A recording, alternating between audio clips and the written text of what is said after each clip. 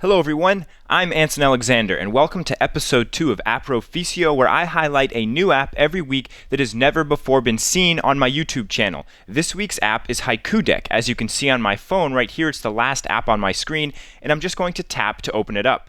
Haiku Deck is a presentation app similar to PowerPoint or Prezi, and it allows you to edit your slideshows easily from any device, whether it's an iPad, an iPhone, an Android tablet or phone, or a desktop computer. You can edit your presentations, and then you can also present with them on any of those devices. There are a few limitations which I'll talk about, but right now you can see we're in Haiku Deck, and we can just create new decks by tapping on the plus icon at the top right corner. I'm not going to do that right now. This isn't a full tutorial, it's more of a demonstration, but you'll notice down here I already have one presentation. If I scroll down, you'll see there's another presentation at the bottom. That's the default presentation that's already created when you open up Haiku Deck. You do have to create an account to use Haiku Deck, so if you open the app up for the first time, you'll be prompted to do that. But I have this presentation called Test 1. And I can edit this presentation by tapping on the pencil icon. And this is also how I can view this presentation. So you can see when I tap on it, it brings me into this screen where I could edit the entire presentation. Down at the very bottom of the screen, I can see my different slides, and I can tap to go to those different slides. So right now in this presentation, I have 3 slides. And you'll notice that just above the slides area, we have another area with these different icons. One is the text symbol. This is where we can format the type of slide that we'd like to display. So we can make bulleted lists, we can just do text, and then we can do some slides with some images. So I could change the format of this slide by clicking on that option right there. If I tap on the second option, this is where we can add a background to our presentation, and Haiku comes with a bunch of images that we can use. We have Creative Commons to use them, so we can just search a keyword to try and find an image that we're looking for. But you'll notice that we can also tap on the My Photos link, and then we could upload a photo from our device. So you can pretty much add any photo you'd like in here. We can also add graphs to our Haiku presentation, and you'll notice that I've done that in this presentation. My second slide is a graph chart. So that's where we can change the background.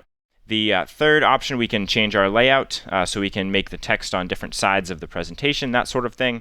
Then we can add some notes. So these would be notes that we would see as we're making our presentation, similar to how you would add notes in PowerPoint.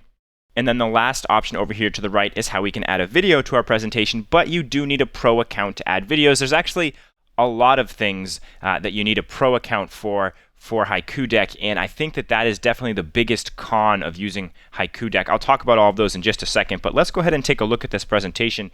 I can do that by tapping on the kind of the triangle inside of the square towards the top of my screen, and you'll notice that it goes into presentation mode, and we're now viewing my presentation. So I can just swipe to go to the next slide, and you'll see here's a graph. I made this graph right on my iPhone. This entire presentation was made on my iPhone. Again, you could have done it on a computer, but the whole point of Haiku Deck is to be able to edit presentations from anywhere. So it's great, maybe you're at a conference and you're about to present and you realize that there's something you need to change in your presentation. Well, you could just easily just pull out your iPhone or your Android device and make those changes. So I just added these different items in here. I could have added more if I wanted to. I was able to change the title. I was able to change all the labels. I could even change the scale of the graph as well. So it's really pretty user-friendly. I think when you first get into the app, it can be a little overwhelming because there's a lot of options. But once you start digging in and using those options, it becomes very user-friendly in regards to editing your presentations. And then the next slide I have here is I just made an overview of some of the pros and cons of using Haiku. Obviously, you can edit from any device. I've already mentioned that. You can easily share it, so we can share it by email. We can share it via social media. We can just send somebody the link. One of the biggest cons that I've already mentioned is that the pro features do require a subscription. So some of the things that you need a subscription for is to add videos, to download your presentation into, say, a PowerPoint format. You can still view a presentation on a computer, so it would be full screen for free. I don't need to have a subscription for that, but to download it to view it in PowerPoint, I would need it. And then I think the biggest thing that you need a subscription for in Haiku Deck is in order to make your presentations private. I'll show you in a second, but there's a visibility option here in Haiku Deck, And by default, all of our presentations are public, and we do need to have a subscription to be able to make those private. I think it's like $20 a month, so it can get a little costly, and I think that hopefully that's something that Haiku Deck might change in the future, because I think that's really going to limit the amount of users that they get. But if you are a business or an organization that wants to spend the money, you're going to be using this a lot, then it's probably worth it. It's really easy to add content. As I mentioned earlier, you can add photos right from your phone. You could do it from a computer if you were creating your presentation on a computer.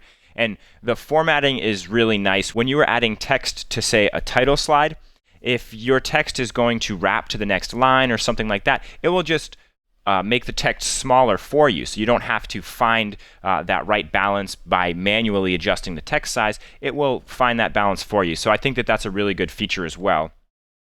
Let's go ahead and close out of this presentation, because I do want to show you that feature that I mentioned earlier. So if I go back into this presentation just by tapping on it, and we'll go back to the edit screen, you'll notice that up at the very top of my screen there's a padlock icon, and if I tap on that, this is where we can adjust the privacy settings for our presentation. And you'll notice that right now mine is public, and in order to make it restricted or private, they've got that little red icon next to those, meaning that is a pro feature. So if I tap on private, you'll say, hey, I need to get Haiku Deck Pro, and as I mentioned, it's $20 a month. So that's the biggest disadvantage to Haiku Deck, but I've really enjoyed playing with this app. I think it can be really beneficial for making quick presentations or making presentations that are easily editable. Just to show you, let me move over here to my internet browser.